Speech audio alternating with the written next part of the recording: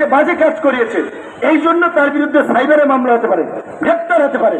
কিন্তু যখন একটা গণমাধ্যম কিছুদিন আগে জনকণ্ঠ দখল করেছে, ভাগ বাটোয়ারা করে, সেখানে বিএনপির প্রতিনিধি ছিল, জামাতের লোক ছিল, এনসিপির লোক ছিল, লোক, সেটা নিয়ে কথা বলে মাই টিভি করতে গিয়েছে, সেইটা নিয়ে কথা বলে এখন আমাদের ভিডিও বানায় রাজনীতি খাই দেবে। এত আম্মকের দল তারা ভিডিও বানায় আমাদের খাই দেবে, রাজনীতি এত সস্তা। হ্যাঁ, তো যাই হোক, আমরা যেটা বলছিলাম যে গণ অভ্যুত্থানের শক্তি সময়ের মধ্যে বিভ্রান্তি ছড়িয়ে বিভাজন তৈরি করা হচ্ছে, এতে করে ওই ফাঁসিবাদীরা পেছন থেকে অট্টহাসি দিচ্ছে যে লাগাই দিছি।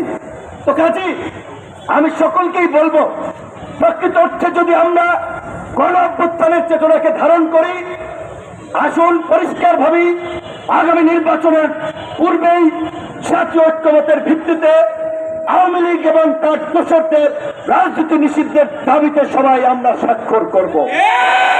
যেমনি ভাবে আমরা জুলাই সনদে স্বাক্ষর করব, একইভাবে আমি জাতীয় ঐক্যমত কমিশনকে অনুরোধ করব ওই জুলাই সনদেই আপনারা অন্তর্ভুক্ত করুন। গণ অভ্যুত্থান পরবর্তী বাংলাদেশে গণহত্যাকারী রাজনৈতিক দল আওয়ামী লীগ এবং তার দোসররা রাজনীতি করতে পারবে না।